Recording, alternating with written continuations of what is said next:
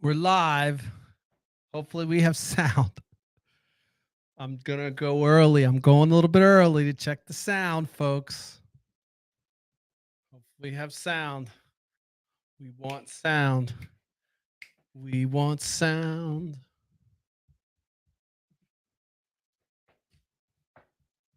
I'm going to pull up all my stuff.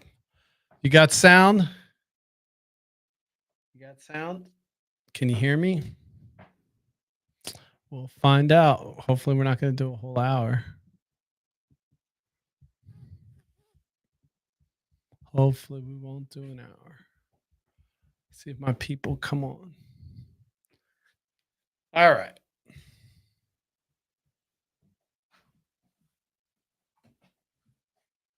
I'm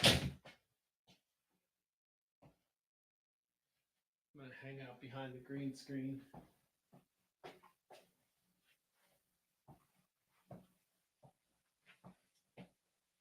Somebody can hear me. Let me know. Be nice to know if people can hear me. We don't want what happened yesterday. You can hear me? Oh, sweet. Sweet. All right, good. Give me a minute, guys. Looks like I got a minute or two till I go live. We got sound. All right. Poll tax. We're talking about poll tax tonight. Give me a minute.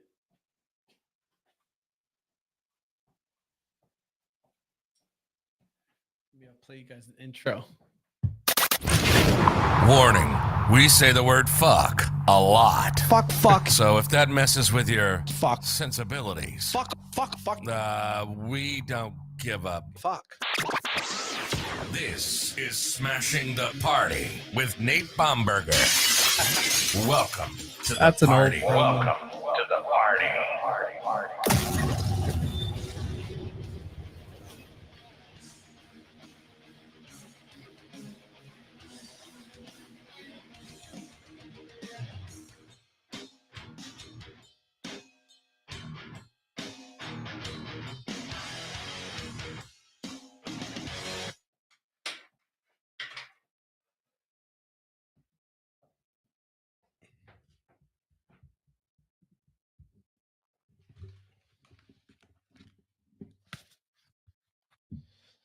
All right. See if you can hear me. Can I hear myself?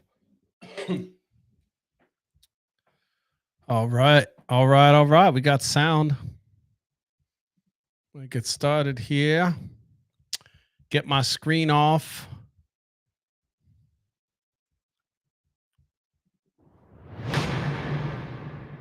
Poll tax. We're talking poll tax tonight. What's a poll tax? Why am I talking about a poll tax? Well, today I figure I'm talking about a poll tax because I encountered a poll tax, what I consider a poll tax. And what do I mean by poll tax? That's the topic of today. And I'm going to riff for about probably 10, 15 minutes on this. It actually happened to me today. If you don't know what I'm talking about, PA has it's voting day in PA. So we're allowed to mail in ballots in PA. And so, of course, like anything that I do, I wait till the last minute. But there is, per the website for PA voters, the criteria is that it must be properly sealed. Once you get your mail-in ballot, you have to return it by 8 p.m. to the election, to your local election office by 8 p.m. Okay. That's the requirement. It has to be special. It has to be sealed correctly inside the security envelope. And then it also has to be put inside another envelope and signed with your declaration on it. Then the requirement is that you mail it in, and it has to arrive at the election office by 8 o'clock. Or you can drop it off at the election office, and some places actually have drop boxes where you can just drop it off in a drop box. Okay? That's the law. That's the rules. But not in Lancaster City. Nope, not in Lancaster City. So the election office has security. I'm not saying that's weird or different. I don't know how election offices are across the country. I don't remember this type of security going to an election office in Penryn, but whatever. If there was an election office in Penryn where I went to vote, But anyway, so you go through security, not a poll tax, whatever, security, right? But then when you get to the gate, you have to go up the ramp and you go to the window where it's the election office. You actually, according to the law, have done your job. You just leave your envelope in that office and your vote counts. Now, you're going to have people tell me I'm wrong, but I'm not wrong. And I have the proof. So when you go to the Lancaster City office, they tell you, whoa. You can't do this. You can't do that. You got to check. You got to stop. I got to check who's dropping it up. No, you don't. No, you don't. No, you don't. You don't. My job is done once I get in this building and hand that letter to the desk. I'll put it on the desk. It's in the election building. My vote should be counted. If you want to have another kerfluffle going on after I leave, fine. But I'm not going to get to be a part of your kerfluffle of organization or however you want to do it. So what they try to make you do is they say, well, you got to do something. They want me to do something. And I know I'm such a prick. I know that my job's done when I get there. So when I go to drop off the ballot, of course, I just drop it off and I turn around and leave. And she's yelling and saying stuff. I'm just like, I'm out. I'm sorry, but I'm not here to have conversations. I'm doing my job. I know what the law is. I drop it off. She's like, well, I don't know. So I don't know what's going on, right? So then I'm a little concerned a little bit because I'm kind of an asshole about systems. And, I don't like any system that makes no sense. And even if even if it fucks me sometimes, I will just not comply with the system that's so shitty that I can't do it. I can't do it. Okay. I have many examples of me saying fuck you to the system and just doing whatever the fuck I want because it doesn't make any sense. I'm not saying that's correct in all terms. And of course I sound like a little rebellious teenager, can't follow the rules. Well, maybe that's what we need more of. We need these little motherfuckers to stay rebellious, to question everything. Why do they comply? Don't let them comply. Build those rebellious teenagers, those revolutionaries. I want to see them. Send them to my fucking channel. I need them to be making memes for me.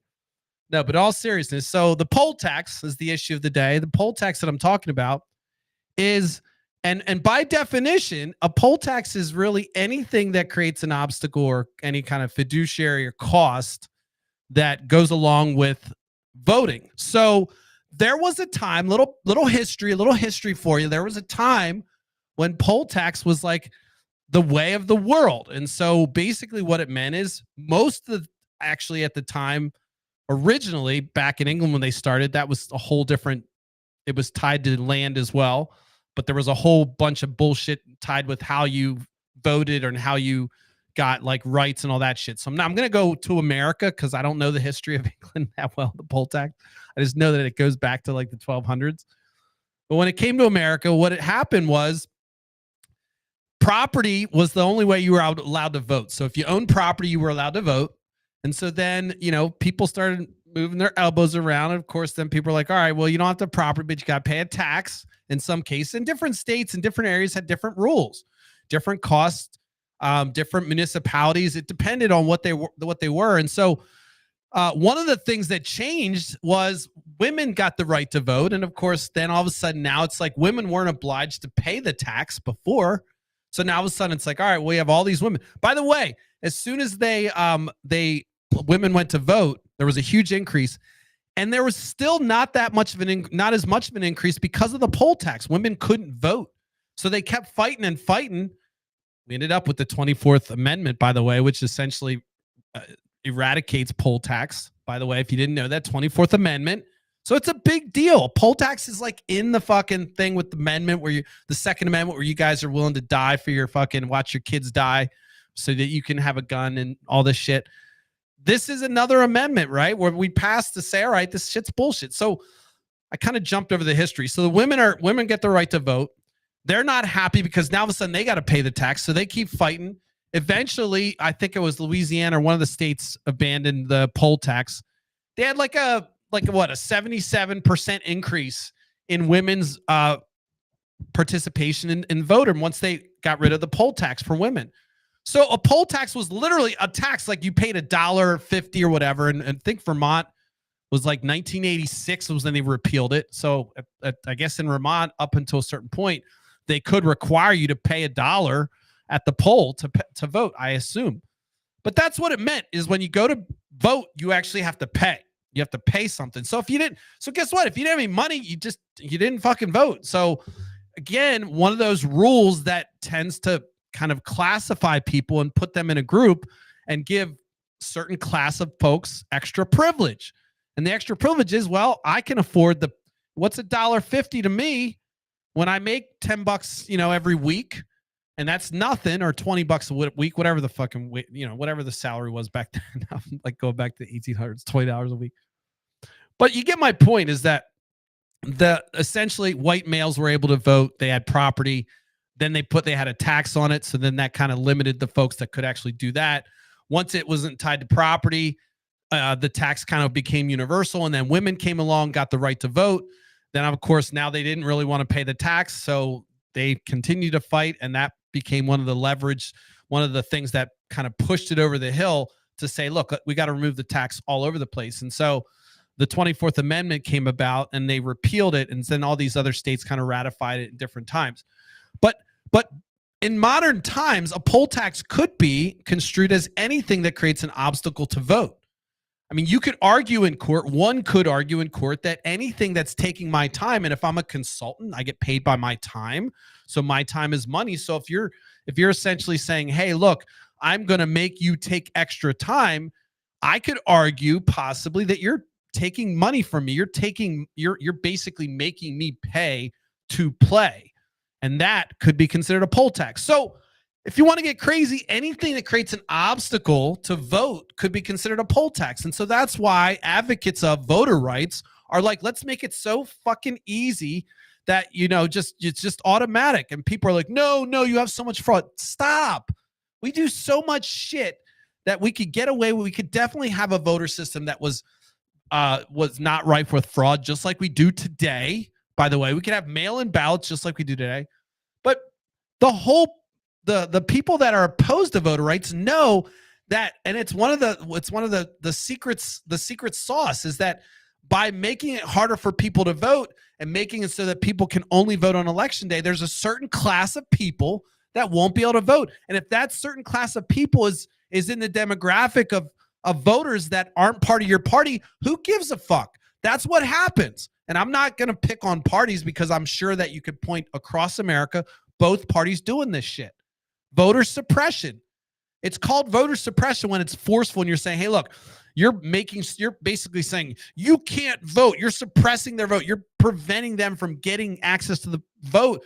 And now one way to voter suppress is by poll tax. You can increase the poll tax so much that it suppresses the vote because a certain demographic can't vote. So I would argue, because of my privilege and my entitlement that I feel as an American and certain inalienable rights that I've acquired by birthright citizenship, motherfucker, I posit that by asking me to stop and wait and do whatever thing that she wanted me to do was potentially a poll tax. Now, my understanding was she wanted to do some verification of something, which I didn't deem part of the law that I understood. And so my ballot was registered. And by the way, if you want to know, my ballot was registered. Legally, it was registered. I called them. I'm sure they were hot. I hope they're not watching this and go shred my ballot to be assholes. But the truth is that I was like, all right. She's like, I'll get my supervisor. I'm like, okay, get your supervisor. They put my supervisor, and the supervisor let me go to the voicemail. I wasn't trying to challenge them. I know what it says. It's very clear and explicit. Like, the instructions are very clear. In a court of law, I'm going to win all day long. It says, here's what you need to do to make this vote valid. Seal it properly. Make sure it's inside the other envelope. Make sure it's signed and declared properly. And there are other declarations which they tried to argue that we were failing, like violating the law because I was acting as an agent. Come the fuck on. That means that every single person that carries that envelope is acting as an agent of some sort.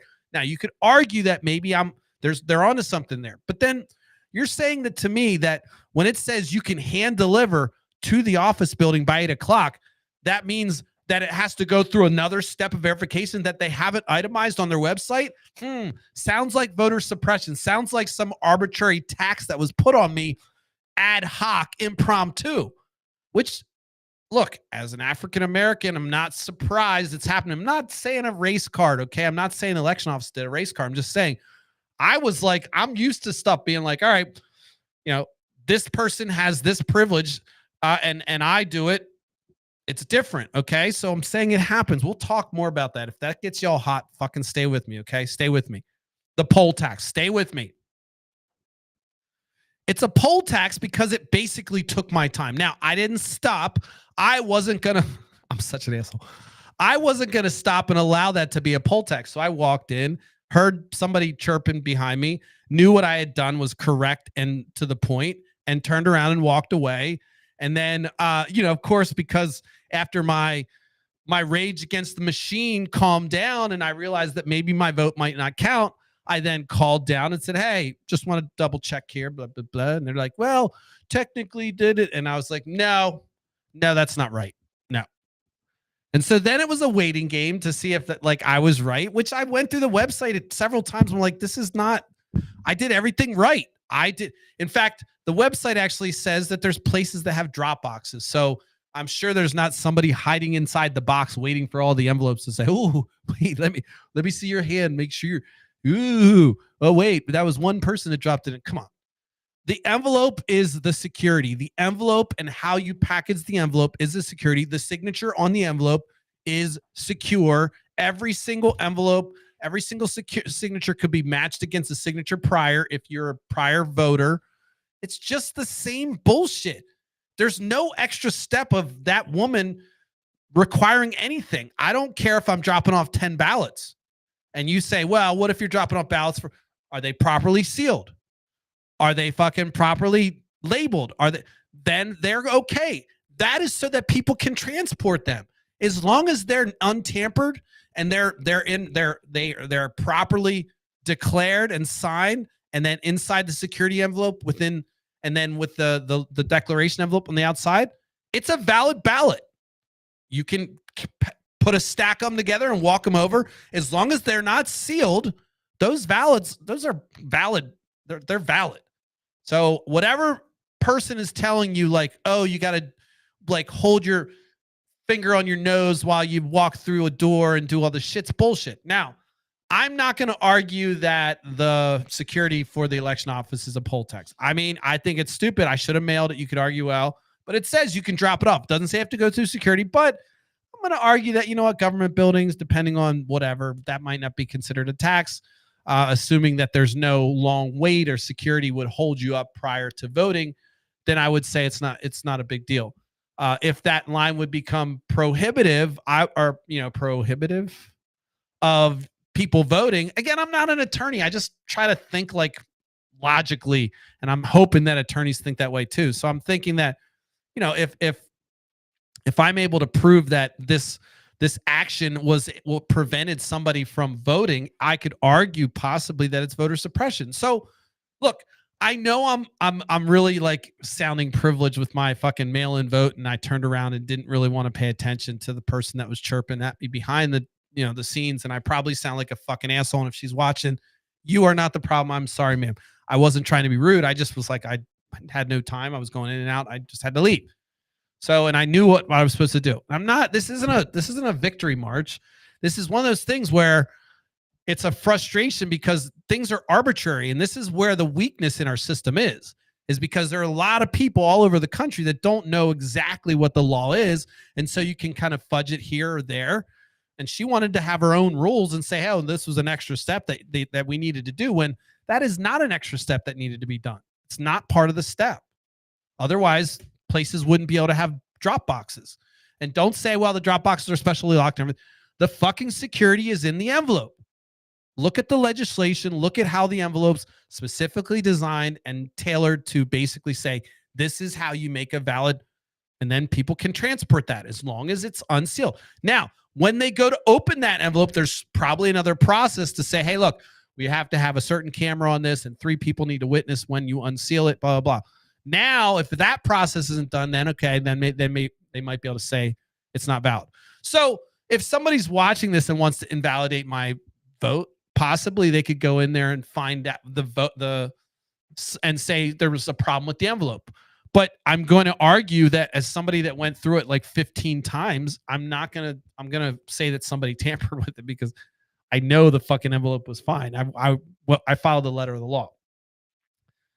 I know you're saying, Nate, you caused your own problems. Well, I'm going to argue that this system creates its own problems. Since we have this kind of archaic way of making people register and then pick parties and not making it automatic like Social Security or the draft, where you automatically are compelled to register unaffiliated and then you get to pick your party when you want to, but you can stay unaffiliated forever if you wanted.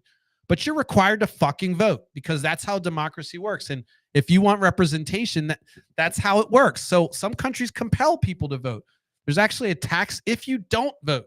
I think Greece is one of those countries.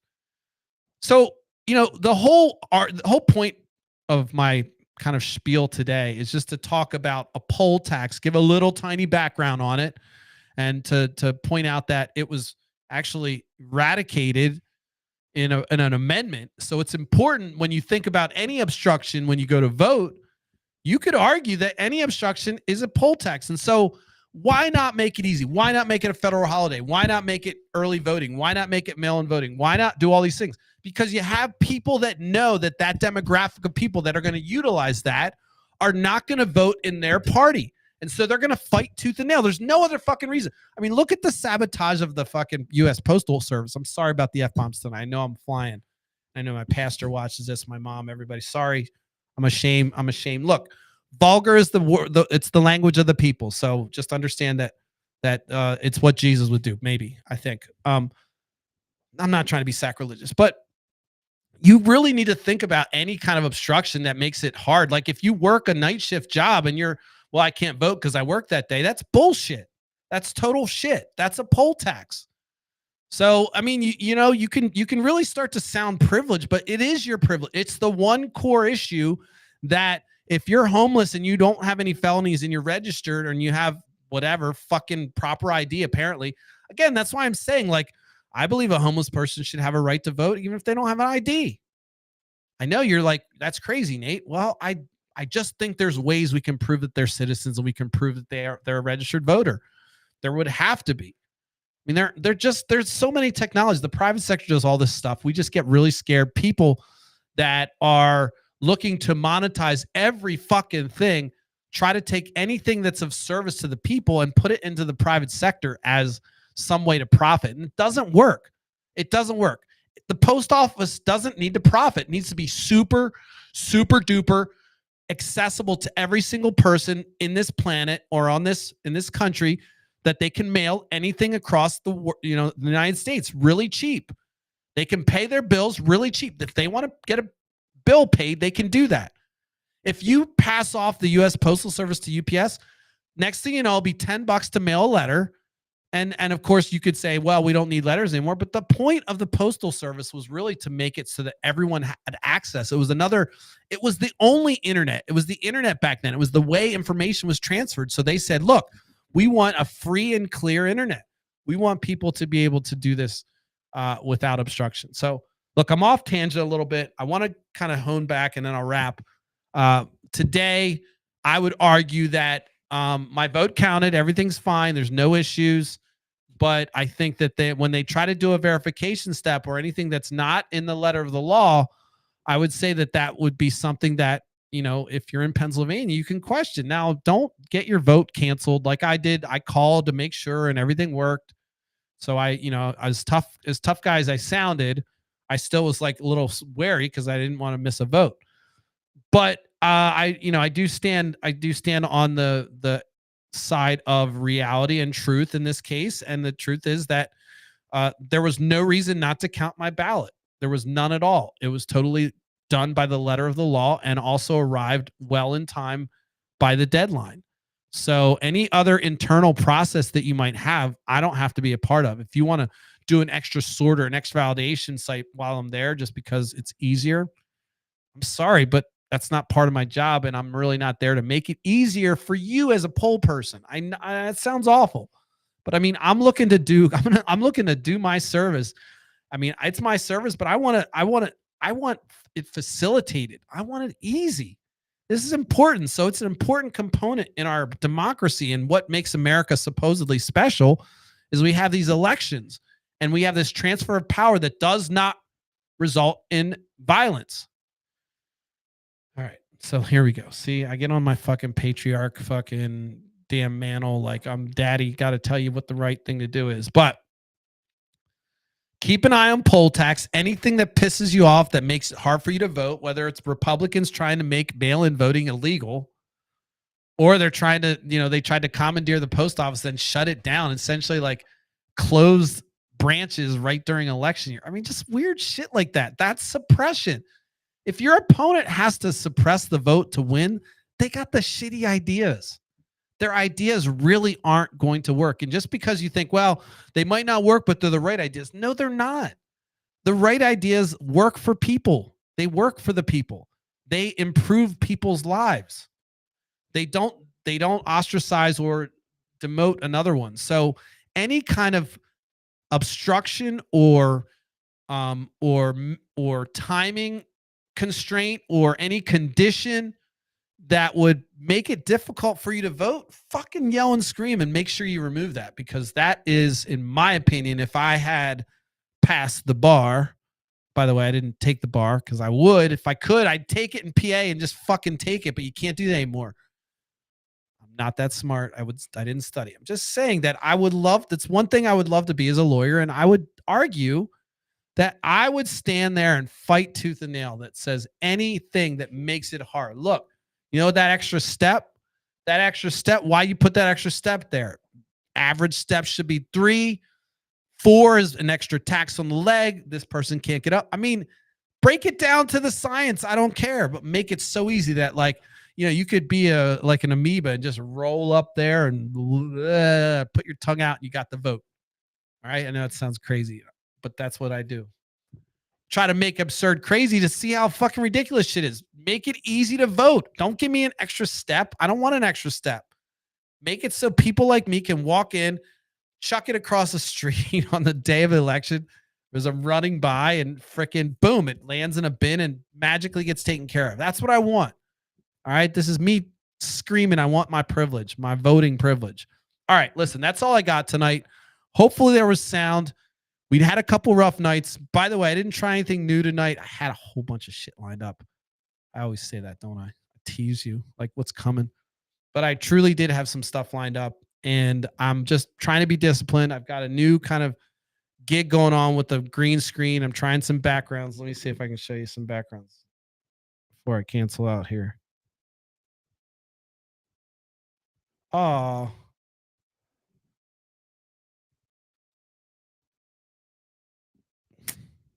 See, I thought I had a cool background for you.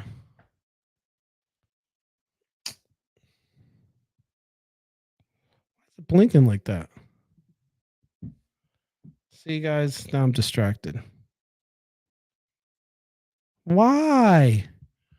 My little Republican guys, what are you doing? There we are. Yes. Yes.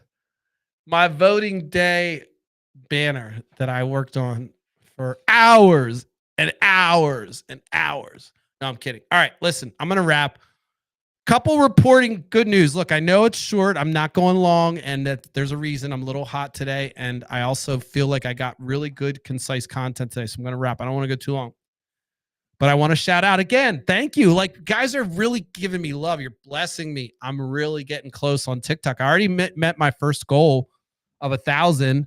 And now my next goal is 5,000. It's going to take me a little bit, but once I get to 5,000, it opens up a whole bunch of things that you can do on TikTok that I can, then I can start to make my presentations a little bit stylish and kind of hook it into this software.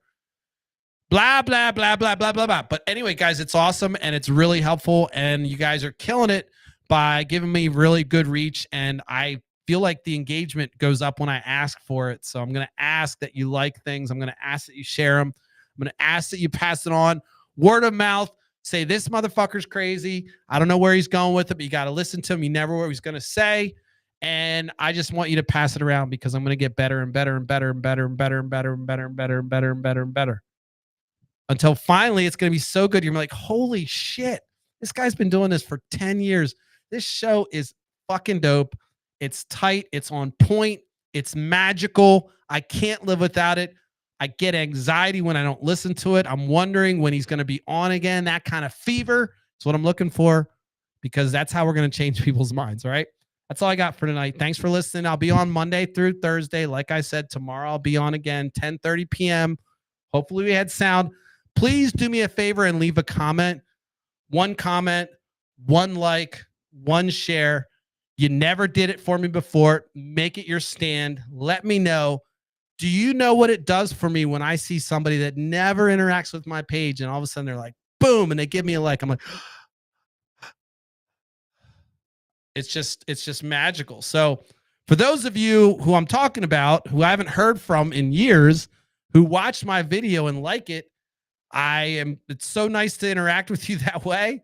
One of the folks that watched my video and gave me a like, I actually had to double check it because I hadn't heard from this person in years. So it always makes me, it's always nice when people that I know watch the videos. But again, we're not doing it for the validation. We're doing it for the voice, the platform. That's it. Check in tomorrow at 10:30 p.m. At some point, I'm going to sit back and edit these videos and actually make this content, kind of memeify it and do some crazy shit. But in the meantime, you're just going to have to deal with these lives uncut. All right. I'll see you guys tomorrow. Please check me out. I usually go live on TikTok as well every night after this, just because I want to keep that flow going. And like I said, that's pretty much random where I'm just kind of more casual and a little bit more free with my words, if you can believe it or not. But check it out. I'm going to grow my TikTok. It seems to be the network that's the easiest to grow with the littlest amount of money, which has been $30 so far. So that's pretty amazing feat to basically open up the platform for that amount of money. And it was one ad, and then it was just a matter of putting my content out consistently. So thank you. I know that stuff bores you guys. You don't give a shit, but it's important for me just to report back that I do feel the love. And, it does charge me up. There's days where I'm like, but those days that I have that, it's nice to get a little positive bump. I'll see you guys tomorrow. Peace. Let's see if I got it.